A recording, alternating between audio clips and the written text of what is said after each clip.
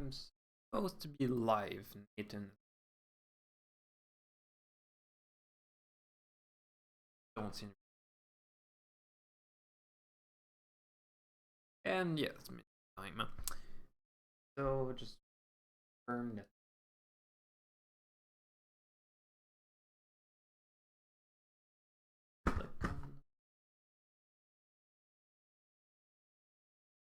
And yeah, I'm doing like that. So welcome to Minty's fan animation Post-Mortem. It's basically a thing I've done 2 other times. The first time I was doing a retrospective on Project Thundercloud, and the second time on the Fall of Sun. Actually, the last one I did was actually wasn't that far. It was a week and a half. I don't exactly. So what I'm gonna do, basically, it's kind of like a director's commentary, except I have access to the pause button because honestly, the animation is 5 minutes long for this one, and it's not a lot to explain what some of the why I made them and what were the consequences. So yeah, I think you've all seen Luna's determination. I will continue the stream with the assumption I did. If not, I hope you enjoy it. If yeah, that's pretty much it. So let me put it to full screen. It's gonna be overwhelming for me because I have a massive computer screen, but I don't want. Yeah, I need to set it up full screen. Um, so yeah, this is the final YouTube build. So yeah, there's not much difference. I hope the colors work right with you. I've had actually back in the days I've noticed that darker colors didn't go properly on computers. It was basically because of how Chrome would just handle those colors. So and yeah, it's set at night, it's dark, not only visually but also with it. It's pretty tricky. So yeah. All right. So I will start and just talk about those. So yeah, let's go with the fluff, and hopefully don't get. There we go. So the very first thing I'm gonna point out in that shot is the way that we establish what it's like. Basically, usually when you go with an establishing shot, what people are gonna do is that they're gonna do an establishing shot outside of the building to just get people to know what the building is, the location.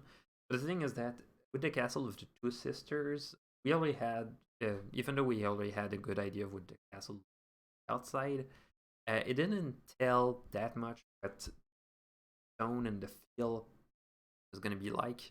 So the idea of the moon basically being heavy, being right in front, and its position in the sky really helped to show how impactful it was. So you did see those towers. A funny thing with those towers is that they are not actually. If you looked at the way those towers were set in the scene, they're not really supposed to be here. I basically just set it up to kind of some lines that would point. For example, that corner here with points doesn't make any sense. It would actually be hidden entirely from that angle. But I really needed, even for that one, I really needed something to just give a good idea that there were many towers. So cheating with perspective is good once in a while. You just have to be very careful. The color for that scene were really blue. I wanted had to actually make those towers a bit purplish. Tried to distance themselves from that. It's pretty tricky when you do a night scene. You don't want color, but you still want people to realize that it was not just black and white. So yeah. So you have the camera that just pans down like that. It's actually just a translation with lens effect to just the trick, thinking pretty.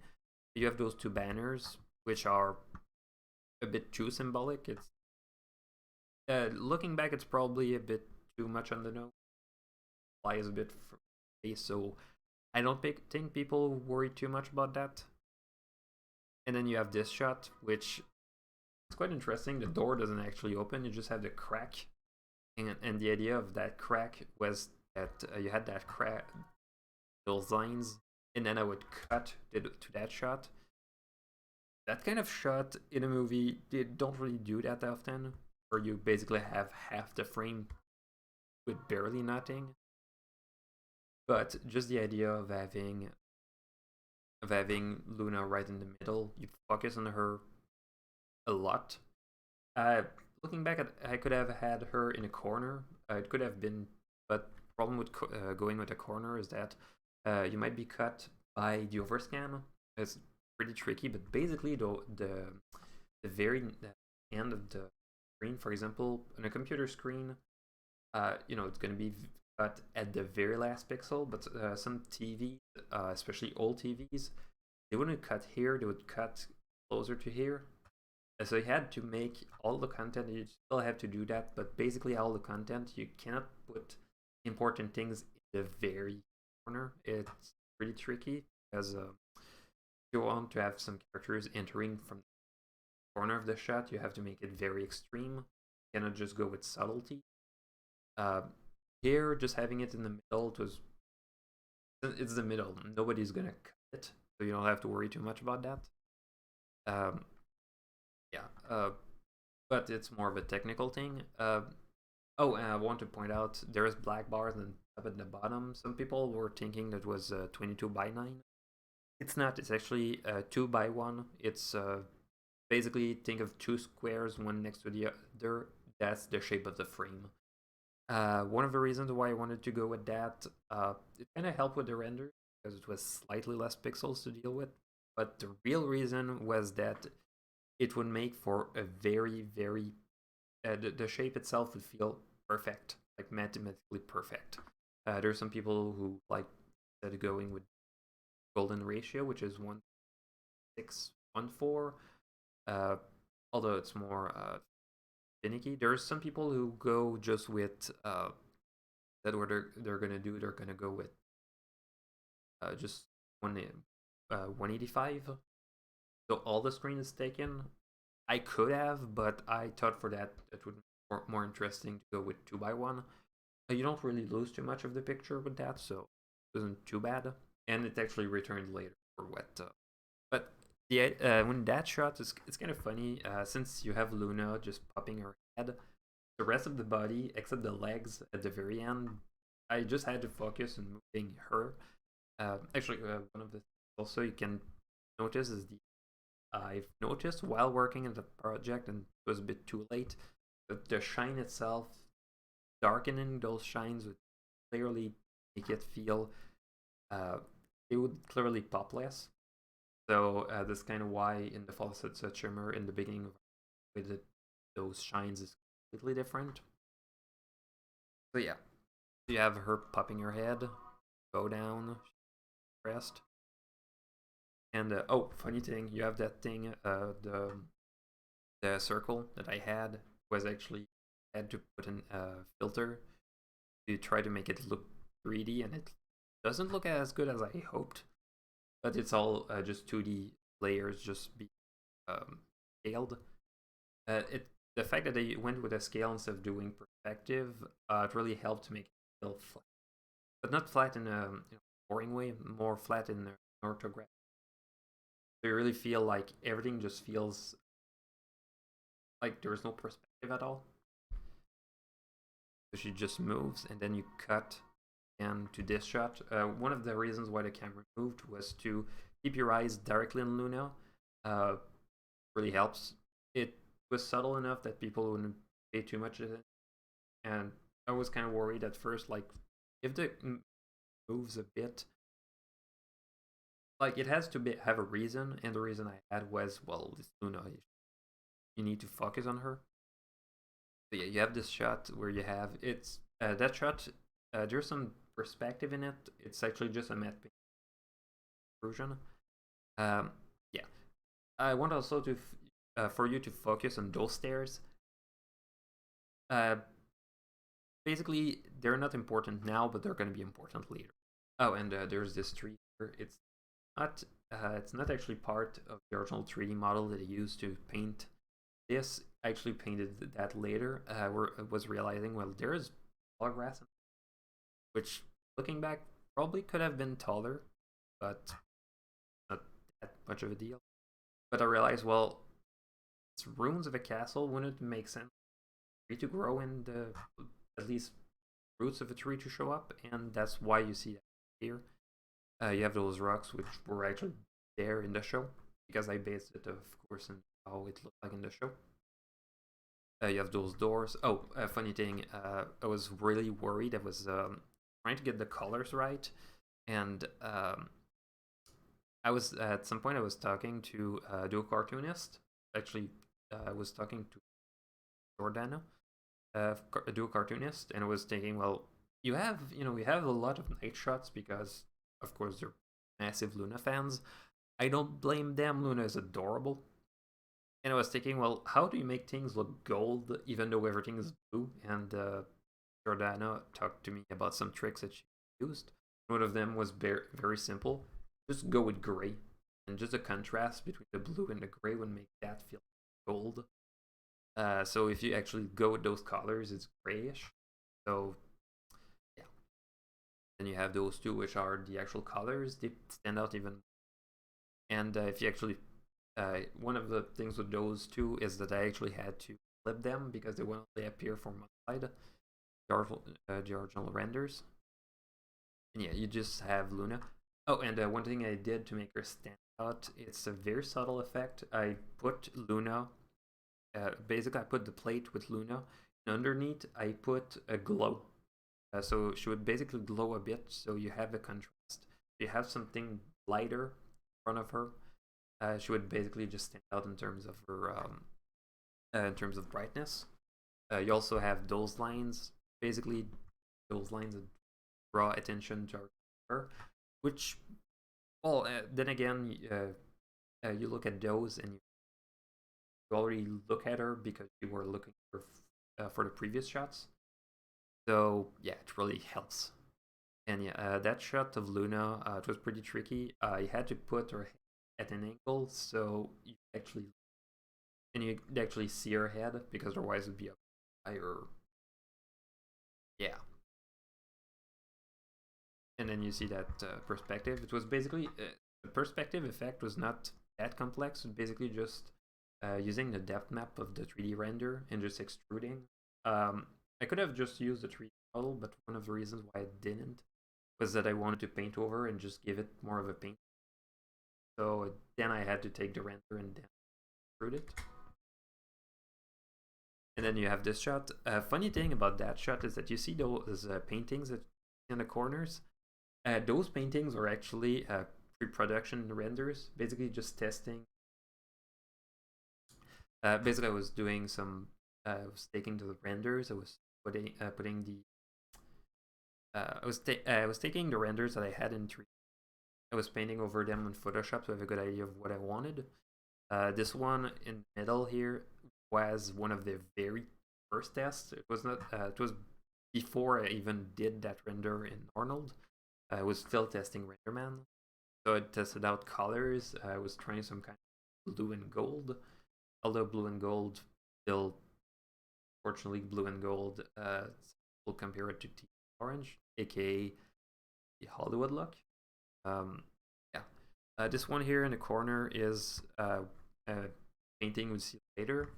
This one here is the painting of the tower at night, or one of the key shots. And this one here is the shot of the library. So, and since you don't look at that shot for too long, you don't pay attention too much. And there's also a tree that I painted over. Those arches, actually, I actually modeled them after one of the locations. It was already in the show, but there was no paintings, so I had to make up something, and I wanted it, unique. Also, one thing, there's some particle effects. It's all just stock footage of particles that are moving around. The reason why I went with that is that I could have just done a simulation, but the thing with simulation, it is going to be very expensive and might not be as artistic. So at least with those particles, I could just move them as I wanted. So they don't follow the shape of the scene, but they follow the look that I wanted. I wanted to take, for example, is that I try to have less particles in the corner. So just right. Oh, and there's some that were modeled.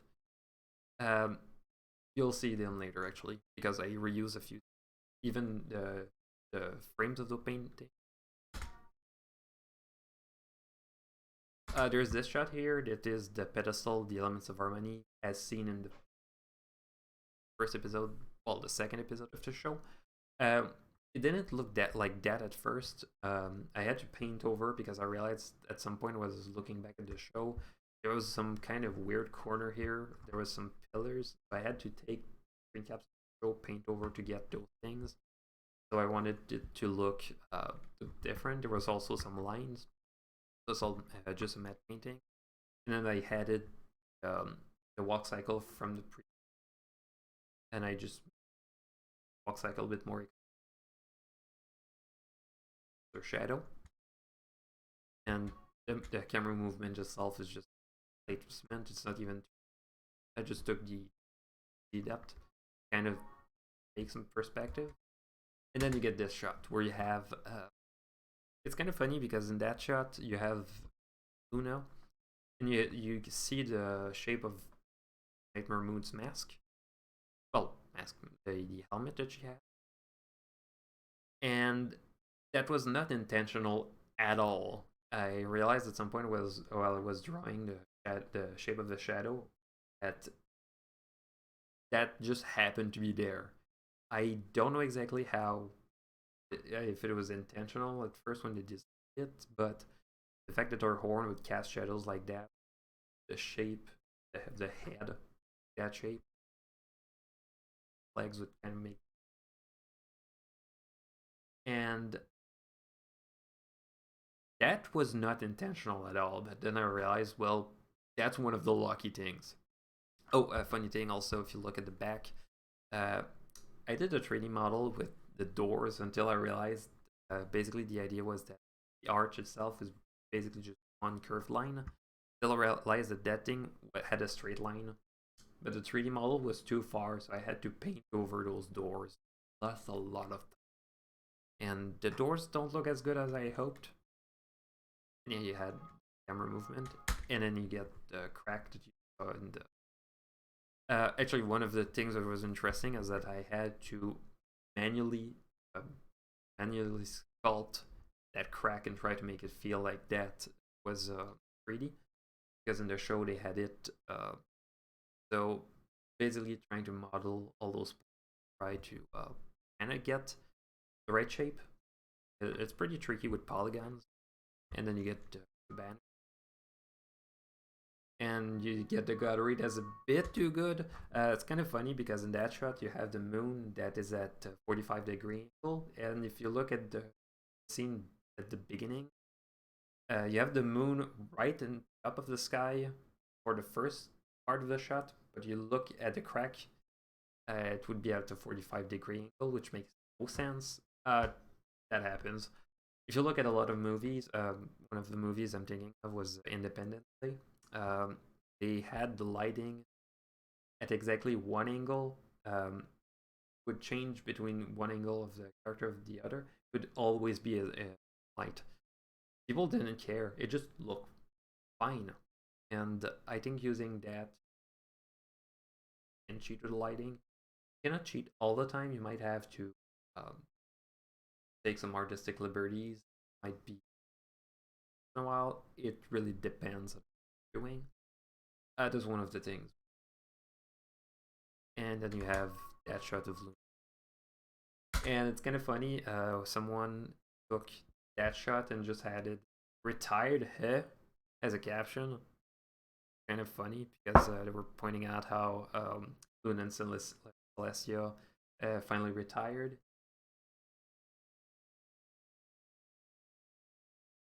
Actually, it wasn't season 8. Season 9. Yeah. Actually, yeah. You have that shot. And then you have this white shot, which I was really struggling with. Basically, what I wanted was all of the shot. I wanted to crack in the window. I wanted the whole layout, and I needed her to be in part of frame. So you have the all of that black because the matte painting didn't go up until that point. So I had to cheat a lot to get it to work. That happens. It's pretty tricky. The one thing that's pretty good when you go with the environments is that you can put the camera where you want, and you can even put the clipping. So just to have one of the walls, and it will still have will still affect how the light affects everything else, but you won't see. Actually, pretty fun with 3D renderers. You can actually check how, for example, you can have an object that you don't see, don't have primary visibility, but it's going to cast shadows, going to be seen in reflections. Or you can have the opposite. You can have something that doesn't cast shadows or doesn't have any reflections. So pretty fun. And then you have that shot. I had to put a flare here. I don't like using optical flares like that, but it was the only way we could have to just draw the attention. And then cut to that shot where you'd still be looking at that. It's pretty awkwardly framed, but for the context of that shot where she looks at it and she lifts it. Oh, funny thing, that in that shot it's actually a 2D, it's actually flash animation. Then you cut to the other shot, it's actually 3D animation. There was some controversy around the use of 3D animation for that. Yeah, I see why people didn't like it as much. One of the reasons why I wanted to go that way was that since it was made out of metal, I wanted to reflect, and doing it at flash it wouldn't feel like it's made out of metal. It wouldn't feel like concrete. It would just feel a bit flat. So that's why. And if you squint a bit, it's still the same colors. You have the lighting. It still moves. Then you have reflection, which is not physically accurate. If it's gold, since gold conducts electricity, the tint of the reflection is going to be tinted with the color. So blue reflection, that wouldn't be possible with gold. It's kind of weird, but that I kind of cheated, but then it's also kind of part oversight. Then you have the flare, which is still not technically accurate because basically one of the things I wanted in illumination was not to rely on flares. Part of it is because I wanted to get inspired by painting, and lens flares don't exist in paint. Partly because our eyes don't get lens flares. You might get some flares, for example, your eyelashes obstruct the light very close, so you get some optical flares. But otherwise, those optical flares don't exist. You get other artifacts that can happen with light, but that's much different. And since it was supposed to be paintings, and usually paintings kind of try to depict how things really are, tricky. So yeah, it's but yeah, that flare kind of helped get a good idea of how the light came out, because it's just an SDR release, so you don't really know how bright something is because it's just a point 255 to 55 to 55. Yeah, basically this RGB standard, at least the bit one, the one that most computer screens have. The brightness level will go from 0 to 255, and that's it. You might be able to trick it by using either dithering or cheating a bit with colors, but that's pretty tricky. Get some bend. And one of the things I did to try to avoid some bending was some grain. It kind of helps to get some kind of a film look, but yeah. Then you get that shot where she just looking back, it's a bit um, it's a bit jerky as a motion, but I think it draws attention pretty well. It's kind of framed still pretty awkwardly, but the way it was framed, you would focus not on the bell, but you focus on her and then on the bell. Oh, and you still have that warping thing to try to get some depth out of it. It actually looks pretty good because those stairs here are just straight lines. Then you fade in, hard cut to that, which I had to match the music. And it's kind of interesting. Those stairs that remember when I was talking earlier? Actually, you probably don't remember. So remember those stairs there? They come back here. Basically, one of the reasons why is that the original script, the idea was that instead of actually seeing all those memories in her head, she would visit the castle and those memories would appear with the castle. And then I realized, well, it doesn't make that much sense. Like, there are some architectural parts that would still fit with the castle, but you would, for example, the scenes in Canterlot, why would you remember Canterlot while visiting the castle? And yeah, it was pretty tricky. But that scene with those stairs, the way it was set up, I was thinking, well, you know, it's a good setup. You have Celestia literally. Basically, you have in the shot, you have Celestia, you know, just walking down from literally a higher round. Oh, and funny thing, those shadows for the stairs were a nightmare to deal with, because basically one of the things with doing shadows when you have two characters, you're just gonna skew the character a bit, and usually drawn as flat, or you're gonna just slide it. The thing is that those things have to skew and go with an offset. So I had to actually go with displacement maps to basically just reshape those. Basically reshape shadow to. Oh, and the funny thing is that one of the reasons why it was stairs actually comes out later. The original scene that instead of going with a bell, actually in the original script, instead of going with a bell that she would carry around, it was actually supposed to be already playing with Star Swirl. She was going to be just running up those stairs on one side and just sliding them on the other, kind of sliding on snow, because snow was accumulated and stairs on the other side. So they were just playing around, and once was the time, Star Swirl would just go and raise the moon. But then actually I was struggling because I was sending some ideas, and actually it was Duro Cartoonist who suggested, well, we need some kind of get people hooked in, and I was looking for something. I was thinking, well, and she was talking about you know, something to grab on, and I was thinking, and actually it took a while, but then I was listening to the song back in it, you know, again and again, and I could hear a bell in it, thinking bell, and then it clicked. Star Swirl has bells, and then I realized later what, well, you know, Luna commented the bells that Twilight got right when it was doing on her Star Swirl cosplay in Luna Eclipse, and she was saying how, you know, how the bells, how she got them right. Which is kind of funny because if you look at Star Swirl Return, changed the design of the bells. I don't know if it's an oversight or just to realize it's kind of weird. I have no idea.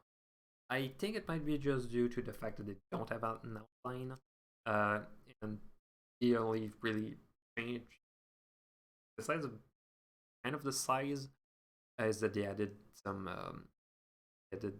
just the outline. Kind of makes sense because you have clothing, even the metal parts of the clothing, they have outlines. So I don't know. But you have Luna, you have Celestia, she's flying. You have a unicorn guard. It's kind of funny. I had a story. Well, I had a backstory for that. But Luna wears a cloak, and the reason why wasn't just cute, although it really helps to make it cute. The idea was that since they're being or going with unicorns, they want to hide as unicorns. So the best way for that is just hide their wing. And I was thinking, well, of course, Celestia in this scene doesn't. Part of it was because the idea was kind of dropped afterwards.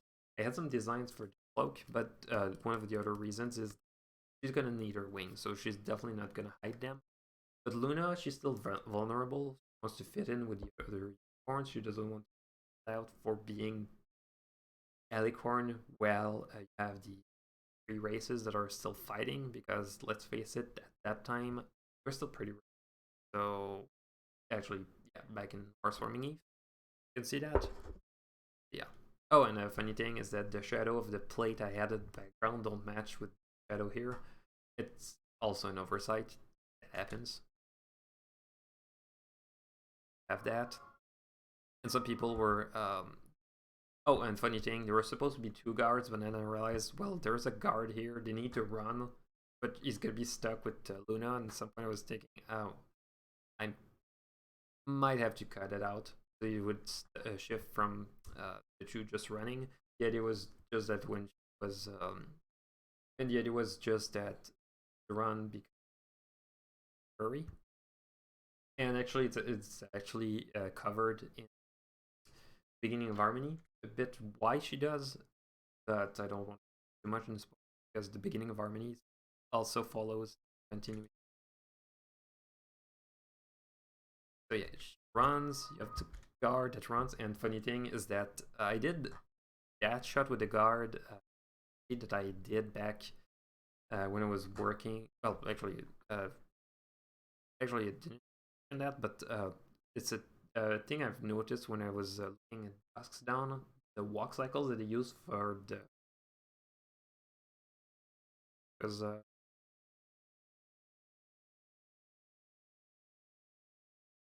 Mr. Brave, or I'm thinking of the guy with the hat.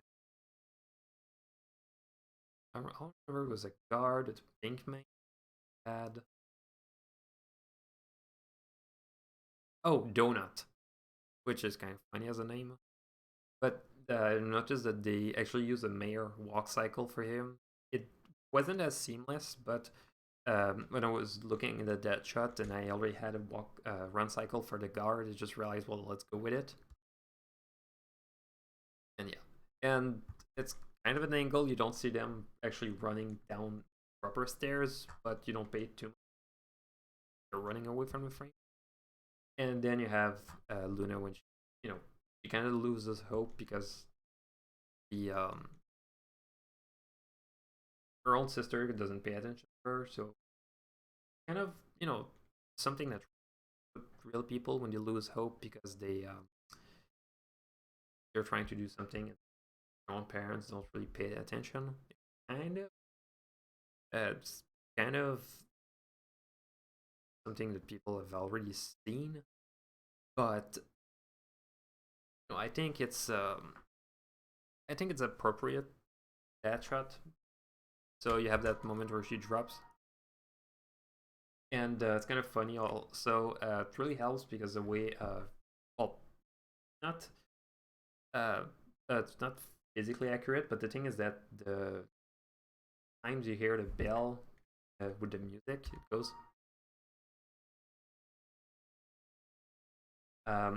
Basically, all those moments were spread apart evenly, and it's not. The thing is that when you have a bouncing ball, basically on the x-axis, well, the way it moves horizontally is, but vertically, gonna since all those bounces, basically just height at every bounce. Eventually, since it doesn't take as much height, go all those bounces. They're basically they're going to be shorter.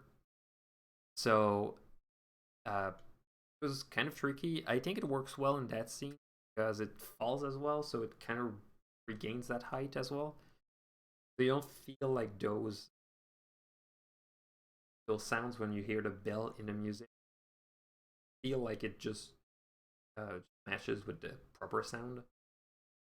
And it rolls. Oh, funny thing also, you have here the roll, the cross actually rotates. I actually had to do that because that shot was a 3D model that I had to match, and so I had to do some faux 3D animation. And then you have Star Swirl. Oh, and the funny thing is that if you look at how it connects here, you pay attention to that here, then you cut. It's pretty tricky to make those shots match in continuity, but the way it was framed, part of it is the 180 rule, so it doesn't cross the axis. Also, just the way that you frame those shots. Then you have the camera that's very slightly zoomed in, and usually one of the things you're going to do is that you're going to get the eyeline. It kind of helps in that shot since they're smaller, so you put them lower, so you really feel like they're small. And then you have that shot where you just have, Tiny Luna who just struggles at lifting. And then you just have Star Swirl that just walks, and getting that walk was a nightmare, but she just goes. Then you have, it's kind of funny as well because I had to match the motion, the hoof. It's two separate rigs. When you have two separate rigs, two different set of symbols. Toon Boom actually does it well, but Flash is really bad to match animations for two rigs. So I had to manually match them. All you have Luna just grabbing it, and then she's super excited. And there's some lip sync. It's not actually based on sound. The idea that I had with Star Swirl would just say, "Oh, that's it." And not much, but then again, you think, well, a lot of people, a lot of people know a lot to just get the motivation to. Oh, funny thing, artifacts. Didn't notice them when I did the compositing at first, but that happens when you do an effect. It's just that the way that the shading kind of affects alpha and stuff. It's kind of, but that's pretty much it. Oh, and there's that part here. I was kind of annoyed because I realized too late that that part should have been, instead of mountains far away, it should have been something closer. But that's because of future projects. But that's a different thing. Yeah, let's say future projects. I don't want to make a Minty cinematic universe. It just, I want to keep things consistent between projects. Things get better with time, but you want to feel it like it got better. It stayed true to itself, but it got better because it improved of just getting change for nothing. Oh, and funny thing, the snow in all those shots here was drawn by hand. I was just really bad at doing it. So I was just taking all. Doesn't hurt to do it in T. I just have to go with shade, with textures of snow to get it to feel right. Get that shot. And some people are gonna point out that part here. It wasn't that good, but that happens. And you might notice that I crossed the line, the 180 line. Some people are gonna say it's the worst offense ever. I think it's fine because you don't actually lose focus. Like, you have Luna on that corner you have Luna on the left side, you have Star Swirl on the right side. Like, actually, you have her left, right. You'll understand later, but you have that. And then you have the other unicorns. I actually had to design them myself because I didn't want them to look like. I didn't want those unicorns to look like show characters we already had, because I felt, it's kind of cheap to go with just characters people already just for the sake of it. Oh, a funny thing, they're actually gray. I just put a U shift, get the colors different. Since a night shot, people don't pay too much attention. I think fine. Then you have the moon that just raises. Uh, and then you have the cut later, and it's pretty sad I had to go with that. But I originally wanted to have more stuff going, seeing him raise just her wandering around, but the music itself didn't allow for that. That's that happens, but it already sets the pace here when you have a good idea of Luna who just doesn't have it doesn't have a cutie mark here. Have the I think it's birthmark. It's my head canon that she always had that, and that she just because you, for example, I'm taking the sunburst, she markings as well. So that's for Luna, but she also has her crown because the Journal of the Tutors was already set that Luna and Celestia were named princesses because they were alicorns, the other way around. And the Journal of the Two Sisters actually explains how Luna and Celestia were there to raise. That's why people thought that people were thinking that I had the scoop on Horseplay. They actually retold that story. But no, it's actually because Amy Keating Rogers actually wrote that in her book, and school staff actually followed it. Oh, and funny thing is, since it's Canterlot in production, it's a very early Canterlot. There is no tower in the back. It's gonna actually come back later, but you see the mountains, and there's some houses that are being built here for the more common people. I don't know what is peasant, the people that have no link with royalty or no link with studies. But then you have that shot where you have the camera. Then you have the wake up call. It's pretty cool because they also had the moon that was very overwhelming. It really helps to have the moon with such a massive scale because it gives a good idea of how tiny they are in comparison. I could have gone with something even bigger, but I wanted to be I wanted to be reasonable because I felt that I didn't want to overwhelm the viewers either. Oh, and the funny thing is that you also have the outline is shaded. It's actually a technique that came back later with Lessons at Shimmer. And I realized it made some very interesting, but you'll see later. And then you have the shot where you see him very very hard, and you see him. It's a very humbling shot. It shows that still, he's still just a pony. He doesn't cannot do much. And you have just Luna who's there sitting with a tree. Kind of inspired by how Twilight was sitting next to a tree on her own. It's not exactly that, but yeah. Then you have the master shot where you have. It's kind of funny because you look at the very back. There's nothing that the render just stopped. Then you have the matte painting. There's some lights. There's some fire. That's actually legit fire. It was just added with some blending modes. But basically, what you do is that you have a fire on a black background. You put that fire, and then you have set it up to linear dodge or add, as they call it. And it had some light in the character. And then you have the reaction of the guards. And the funny thing is that shot here, when you have the camera movement here, was never planned.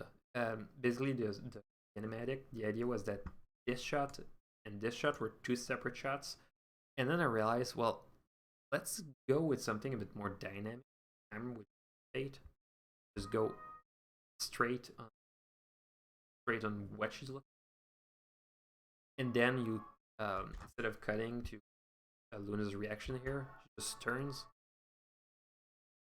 And you have quite an interesting one. It's actually just two shots are blended in one like that. And, people won't care too much. Also, funny thing, the water's way too blue in that shot looking back. And you just see you see the moon that's overwhelming. You see what happened, and basically in the Journal of Two Sisters, basically those unicorns lost all of their magic one night. Sorcerer was also affected, but I realized while I was working that I'd rather have him unaffected, but you don't be unaffected because originally the story was that his beard was still brown, but his beard turned white in the actually his beard turned white that event.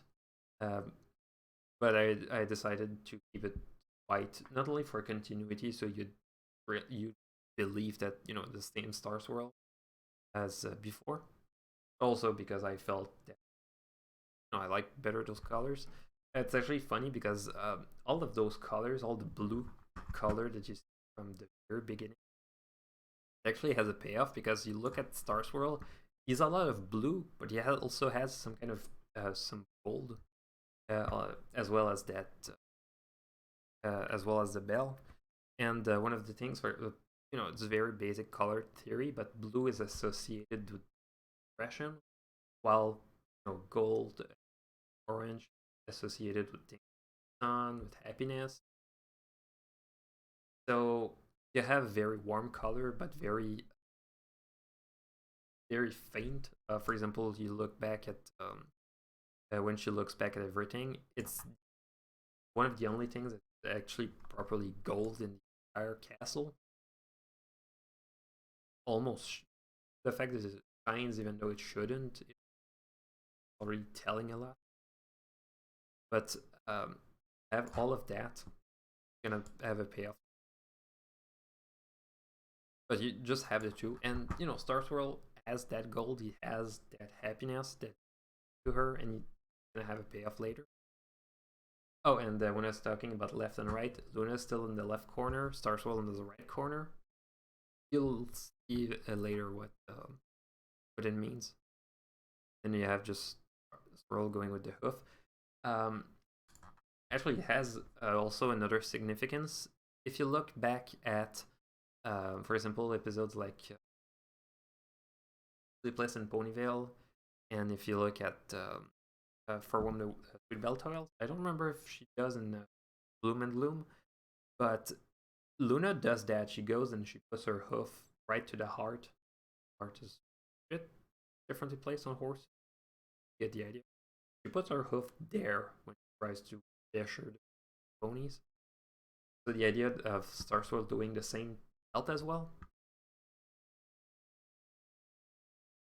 And she basically does the same thing as the bell. She just towards the moon, believes in herself, she finds her talent, and then you have the mark which glows. Kind of funny, I had to just key the mark to try to get it to glow.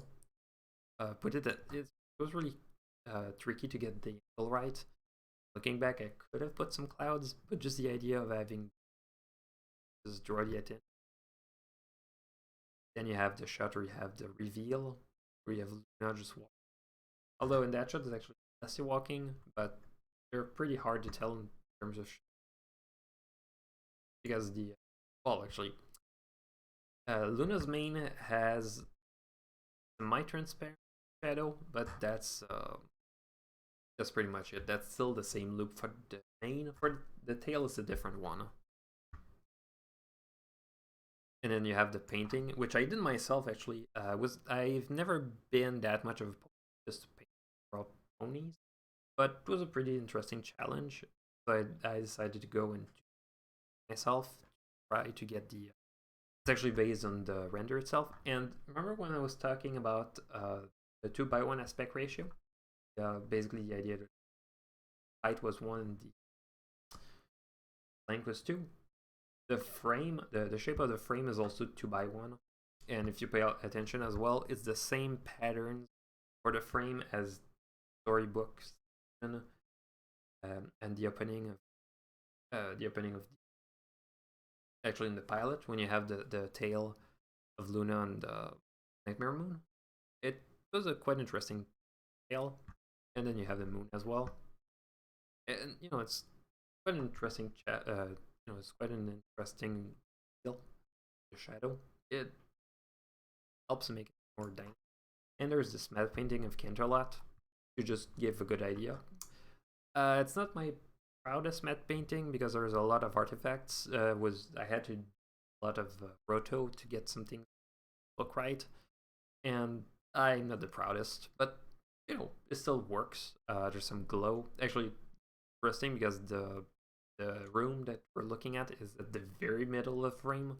I managed to actually get it framed properly, so it was nice. And there's some water, which is actually just stock footage of water. It actually, you know, had the feel of water. It felt right. So you have this, and you have the when you have this shot, which is actually a matte painting, is actually based on a vector that we had back in Destiny.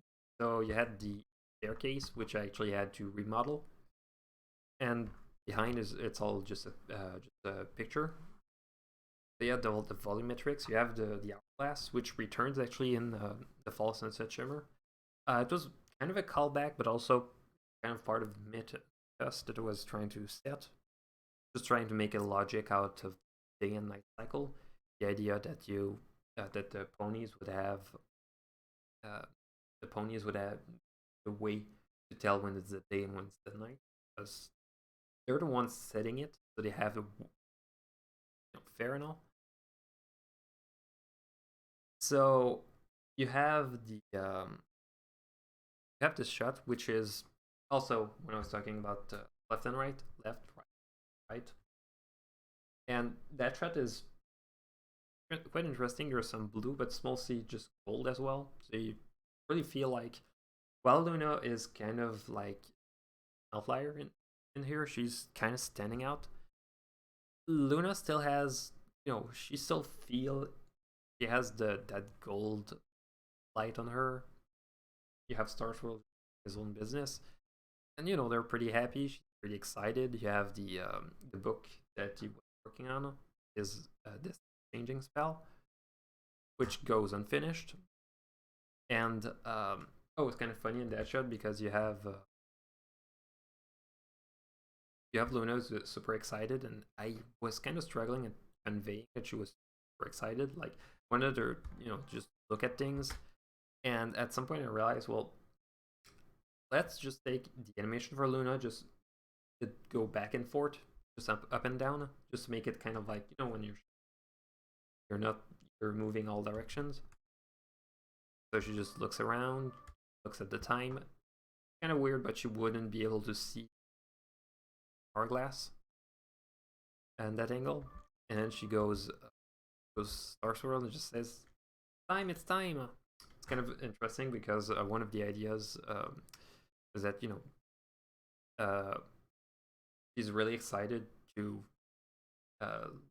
lower the moon. She's excited to see the time pass, which is kind of Star Swirl's weakness, because I wouldn't say he's human, but he's just a regular pony. Oh, and that's kind of funny. There's kind of an artifact of one of the effects I use here, and you'll see here, kind of funny. I didn't have the time to do cycle where when she's running to the window, because she just goes up and down, but it's fast enough that when you just fade from one to the other, left and right. You also have the gold tones. Quite interesting because it's a way to make it transition from one to the other. So they're just staring at the sun. Then you have the moment where you just have Star Swirl coughing. Pretty tricky to get the animation to go right, so I had to move the body, having him make some jerky motions to feel like he coughed. You'd feel the pain. It's kind of tricky because you don't have the sound of him coughing, so you just have to guess and go with it. And then you have the movement where she faces where he position. Kind of funny because I had to layer the hoof in front of the mane, but behind the mount. So I had to actually key the mane out. There's some keying artifacts actually if you look at it in the 4K screen. So yeah, and that's also how what she does I think that Sleepless in Ponyville. I'm always getting Sleepless in Ponyville and From the Sweet Toils mixed up. The way she just used her. But you know, you have Starswell saying, you know, it's gonna be all right, and one of the things is that when you cut from her side, focus on her. She turns, goes yes, and then she tries, and that's the shot where you see the struggle. One of the reasons why I went with a shot just zooming out like that, one of the reasons was I wanted to show how tiny she was in the moon. So when you would look back, look at her accomplishment, there's the fact that she would look, you know, she'd be able to see, and she turns to Star Swirl, very excited. Star Swirl is very happy, doesn't move too much, and then you have the cut back to present. That part was pretty controversial. Originally, I didn't want to go with that, but I felt it was appropriate because you would see how Luna would react, and that's actually one of the things that kind of saved the project. The original way that this out was that it was supposed to be a shot of Luna just with Star Swirl. She was basically on the bedside. Star Swirl is just, you know, taking, trying to tell her not to worry. And the idea was that, you know, Star Swirl would just at some point just close his eyes, not open them again. And Luna would be really shocked. And at some point, I was talking with Fortune, who really helped me out with that script. Even though we disagreed a lot with things, still helped me out. He was really, really, really against the idea of showing his death. He had his own reasons, which, looking back, I completely. One of the reasons is, you know, since Star Swirl is somewhat of a legend, it would be kind of weird to show him, you know, be more interesting to see him vanish in a way. So, and also one of the things also is that the fact that we just implied that would hurt a lot more because you don't even get to have a last moment with him, and you have you'd basically have the basically just stuck with Luna on her own. So you have that shot, and then you have this shot where you have Luna just looking back at the ball and just realizing, oh no, and she thinks back. And that's actually a pretty interesting shot. I actually covered it in a previous stream where she does that movement. All that 3D movement, none of it is. It's actually just matte painting on the. Actually, I see on a sphere, but it was just moving with some lens distortion to it a bit. But everything else was just 2D animation. Looks back, and then you cut hard. And one of the things that really helped with that shot is that it doesn't cut right as she stops. It takes a few seconds. Just linger on that shot. It hurt. And then you see the shot where you have the hat. Booked it was incomplete. You have Celeste in the corner. You don't focus too much on her, but just I wanted to show that she was there as well. But I wanted to focus on Luna, who was spotlight and the light moon. Some people pointed out later that actually that was done before Star Swirl even returned, but they pointed out that Star Swirl still had his hat. Maybe he had a second one. I think it really helped out, just showed that, you know, his hat was put back on, since it was a very important thing. You have Belle as well. You see that the and you know, you see the end of an arrow for her, and then you have the shot where you go back to the there's no solid explanation. Like, I don't exactly explain why she returned to Castle Two Sisters. To me, I think one of the reasons why is simply because she wanted time alone, and then she realized she had to lower the moon. Um, yeah, and actually that scene was pretty tricky because the color doesn't match in any of the shots properly. I had a recipe, but I struggle at following it properly. And then you have this shot, which is also not, which is also just the matte painting shot with stepped. There's some stars here. I realized too late that didn't match, so they kind of disappear in other shots. And you see later, you see the payoff that was talking.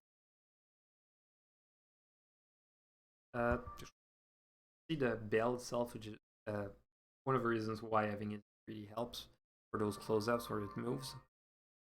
You see those shots where she struggles. It was pretty tricky to get the animation right, not only because of the actually flow like hair, but to get that hanger. So you kind of have some jerky movements, but you really feel like you feel sudden. They really feel like they hit.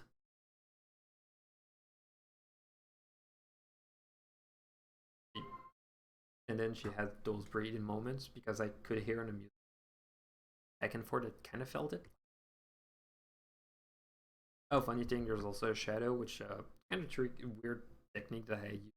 Basically, just the animation from one of the basically just one row of pixels that was used for all of that. Moves her head. Then you have the shot where the bell actually moves, and and there's a payoff. You always had Luna on the left, Starfall on the right, but there's a missing corner, and that's why I went with that kind of frame for all the shots. It really helped out. Not only did it help with keeping things focused, but it also helped for that payoff. Just the fact that the bell that just rolls. And you have the, she looks back. There's then the tricky thing that I had to do when she just breaks the pedestal. It was pretty tricky because fracturing 3D objects, well, basically I did a ton of tests.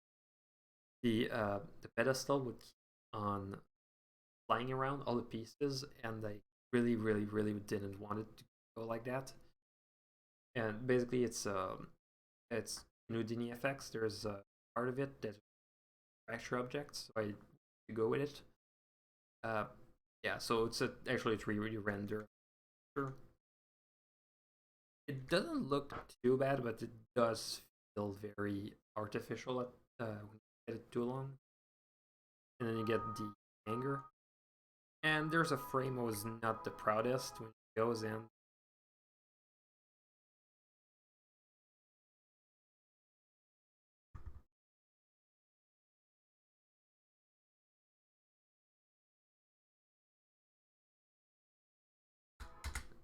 Damn it, I had it.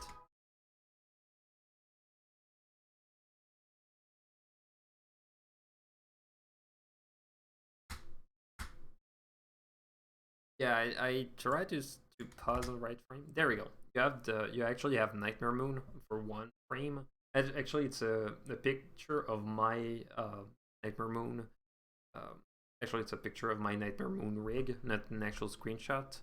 So there's some zoom effect. I'm not the proudest of that because looking back, the loss of Star Swirl wasn't the thing that drove Luna to become Nightmare Moon. I think the way in that story something that leads to Luna becoming Nightmare Moon, but it's the one event did. Just the idea of being only who did appreciate for a night there. Basically, I wanted to have that flash at first. I'm not sure if I would do it like that.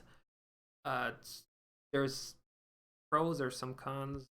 It really depends on who you'd ask. Then you have that shot where you go back to. You see the. Funny thing though, with that shot, trying to make it feel used was pretty tricky. One of the things that helped was a lot of dust, some trees growing, cracks in the windows. Those steps just the steps actually matching with the music, which was pretty tricky as well because getting ponies to walk upstairs like that is also pretty tricky with animation.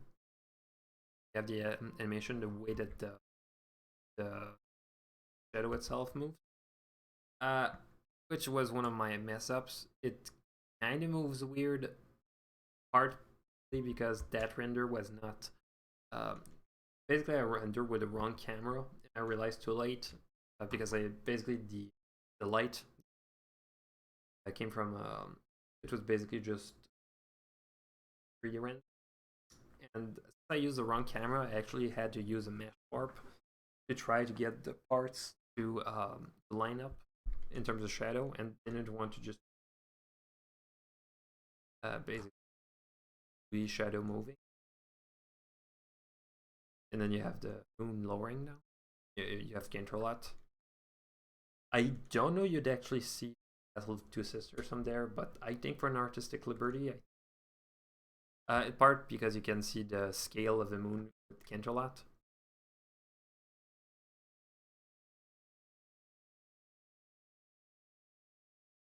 And there's a shot board that also helped. It looks back at the with this shot. Basically, the idea was that you'd have Luna looking back at herself. You have a reflection here, which I also messed up. But you see the moon and the bell to the same scale, just to give a good idea. And the idea in the story was, Luna looks back at how far she went from raising a bell to how she raised the moon. It's one of those moments that are very, very, just to show how much she's grown as a herself. So she goes and she looks back at the bell, what she has accomplished. She just goes with thanks for everything. To thank Stars World, all she has done for her, or just going back. And actually, one of the things with the very beginning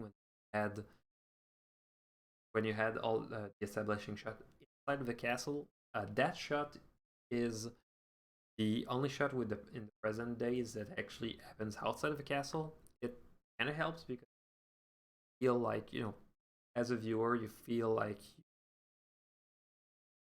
somewhat escaped from I wouldn't say escape, but you feel kind of relieved. You finally feel free. So you see the sunrise, you see a lot, you see all go down, then you have the face. So yeah, it's yeah. I was actually thinking would take less. So quite yeah, it's Luna's Determination was quite an interesting project. Actually, it's kind of weird because yeah, that's the one project that got me to go back to do animations, because back in the days, yeah, actually people probably remember from what had happened discouraged me from doing projects. It's quite an interesting project because it taught me a lot. It helped me make a story that it helped me to tell a more focused story between two characters. It helped me to learn a lot as well because it helped me to think back. Helped me to think back things from my own life. I was thinking back. Yeah, actually, I was thinking. I lost my grandfather. I was thinking, well, all the things he taught me. One of the things that he taught me it's actually funny because when I was a kid, I was really excited when I was grandparents because my grandmother would love mac and cheese, and father would eat mac and cheese with ketchup for some reason. But point. And one of the things is that one after eating, getting time to check, we would just go and we would go downstairs. Just he had basically had a bunch of tools. He was just building things like I was thinking was basically building. Kind of funny. It was one of the things we did one time was that we did a picnic table.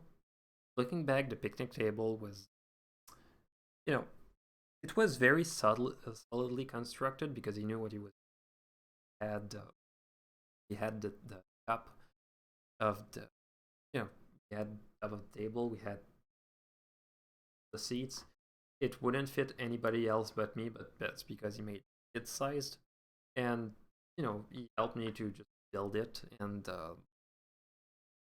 after building it, one of the things that was pretty exciting that I just went with crayons. I just started drawing over it, and I brought it back home happy, and really helped me want to make things.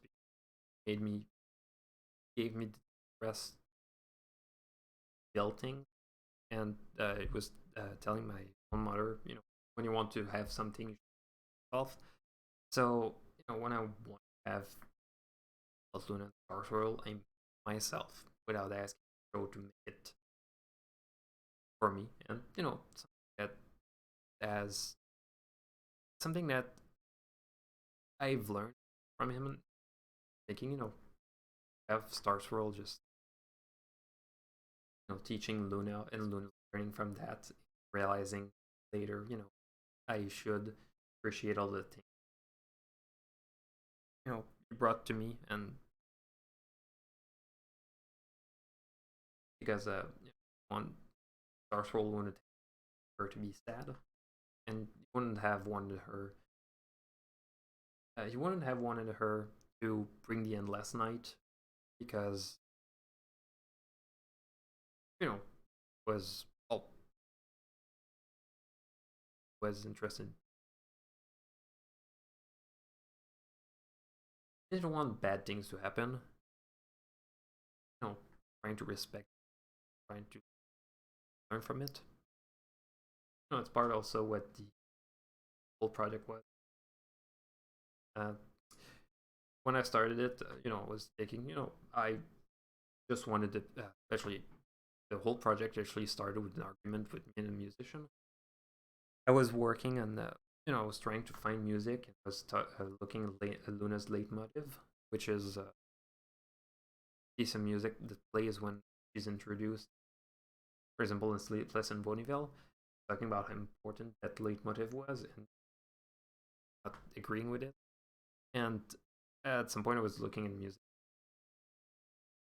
and I was trying to find music that was about Luna by fans. See if people would look at interest in that.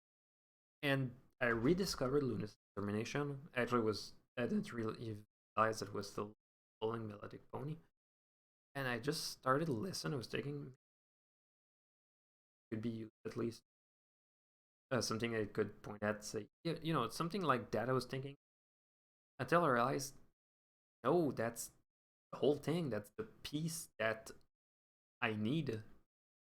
So that's what drove the creation of Luna's determination. At first, it was just called Moonbow. I don't want to blame the Undertale fans for that because everything followed by determination would just drive a lot of people to just say, "Oh, X is filled with determination." Which, it's funny first times, and it just. So I was thinking of Moonbow. Moonbow is actually a rainbow at night. where instead of being caused by the light of the sun, it's light of the moon. It looks gorgeous, and I was thinking of that because Luna was vanished, had it was since it was the elements of magic, well, the elements of harmony. It was Rainbow at Night that banished her. So I just called it Moonbow, and the original story was a bit different. Instead of being just a friendship story about how Star Swirl taught her so much, it was a story of how kind of weird as a headcanon, but basically the idea was that Luna just fell in love with Star Swirl. They had a child, but when Luna realized that the child would just prefer this day, the night, well, she felt heartbroken. Lost Star Swirl, well, like nobody ever cared. So she just thought, well, the only thing I can do for my daughter is just have a last night, so I could forever be with my daughter. But it was a very convoluted thing, and I was thinking, well, when Luna got banned, daughter, my headcanon was the craziest. The idea was that their daughter would be Dinky. Yeah, looking back, it's very, very stretched thing that Dinky, background character, nobody mentions, that it never had a single line of dialogue in the entire show. That she would be daughter of one of the most important, important show.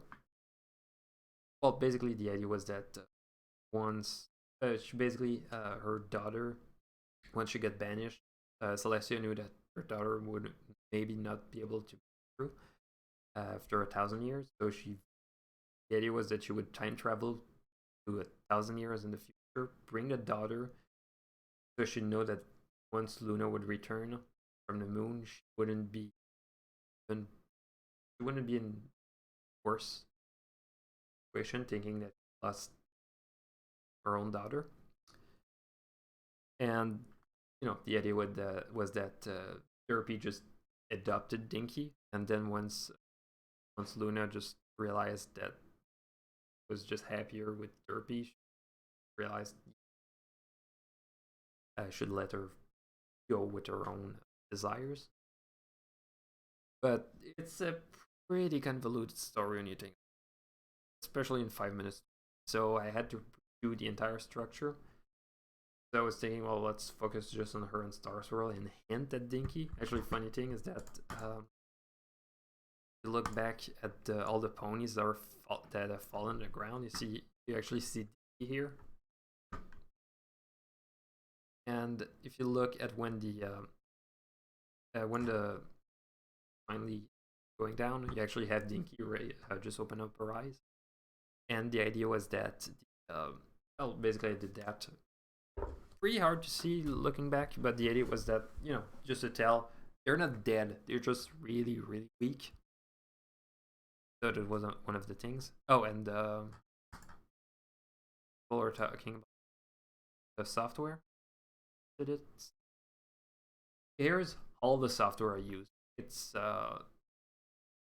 pretty expensive, although I use a lot.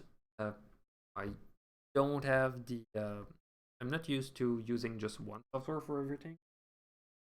And Solid Angle Arnold is actually included with Maya.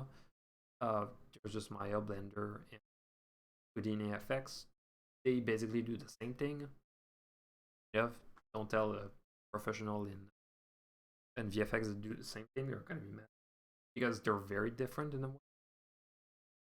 But that's all the software. You have Adobe Animate CC for the animation. Nowadays I use Toon Boom, but back in the days it was good.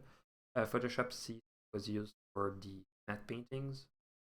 Also, I say matte paintings, just background. After Effects was for the compositing.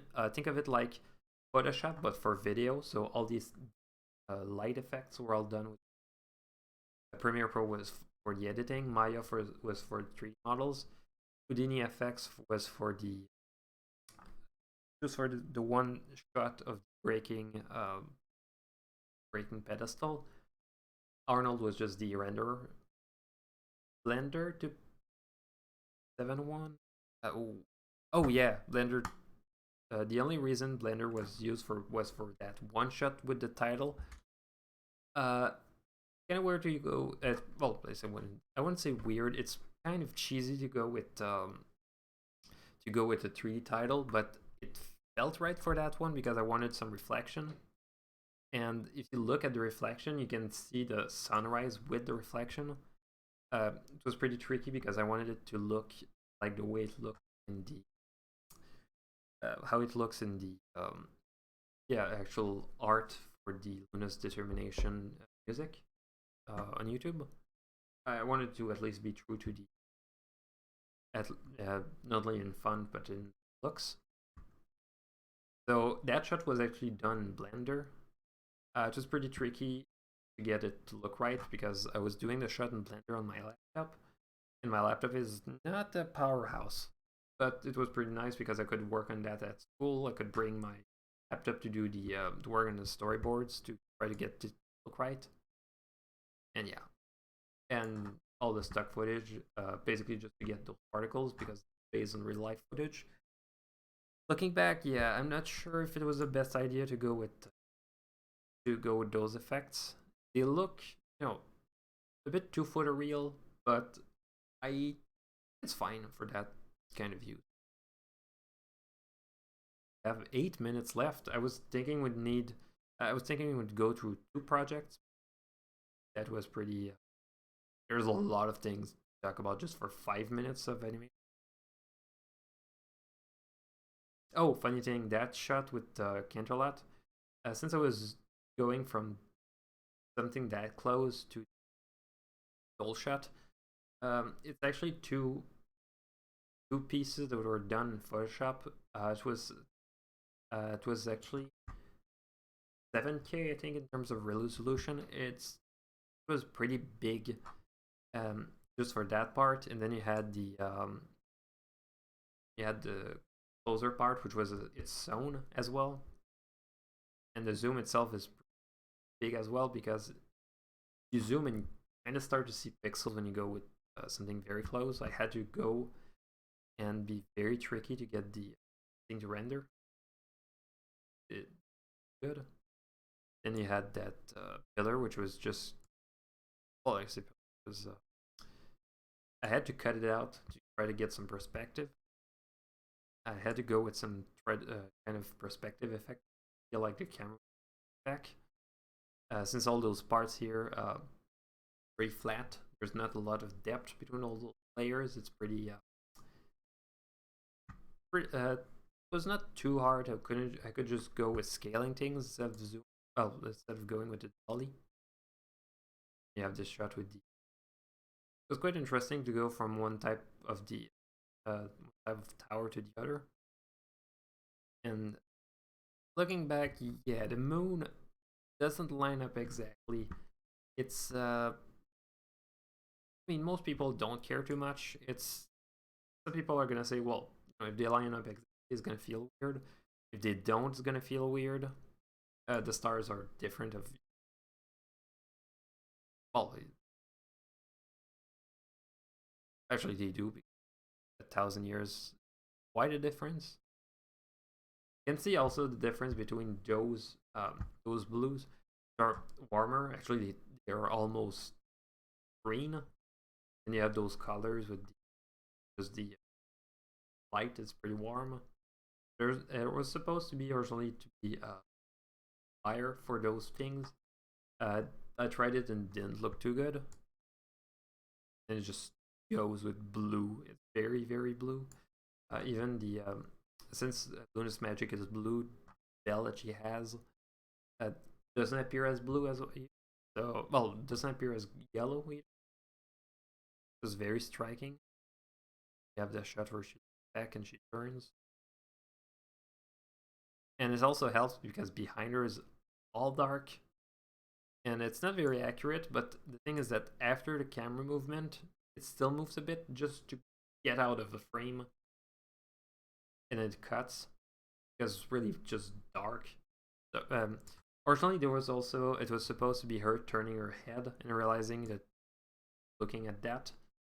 Then I realized, no, let's not go with that. Let's just go with her thinking back. And you're gonna think, well, she's thinking back as those memories. Probably weird that she would move from that tower back to that room, which is actually modeled. Actually modeled on the place where you had Twilight fight Nightmare Moon. It was quite interesting because there was already a big window. I was thinking, well, let's go with it. Once in a while, things are convenient. It's good to just take advantage.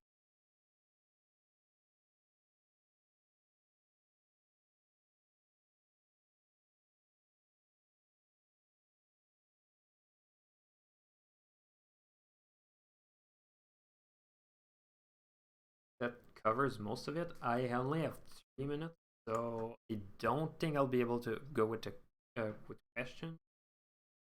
Although I will be on general chatter in the BABSCon Grand Foyer. So if people want to go and ask questions, or I was not thinking I'd be talking for that long. My mouth is dry, to be honest.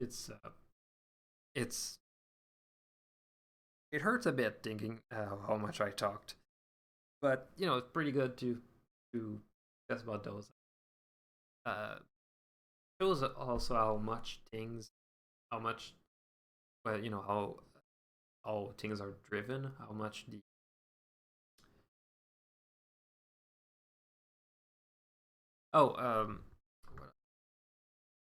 funny thing that's not related at all. There is a 360 mode for some reason, and it makes some really weird video.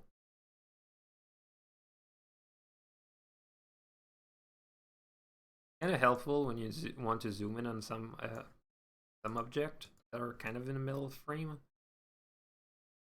Oh my god, I kind of almost feel like VR experience with stairs that go on.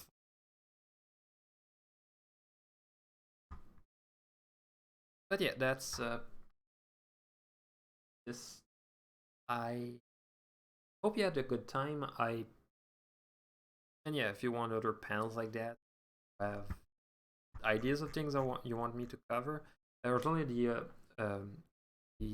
other animation I wanted to talk about. Although I'm not sure if BABSCon was the best convention to cover it up, but I originally wanted to talk about Good Morning Baltimore. I don't have as much. I don't have as much influence on that project, but I have a lot of history with that project as well, so I could talk about it a lot. So yeah, I hope you had a good time. I'll see you around, and hope you had a good time.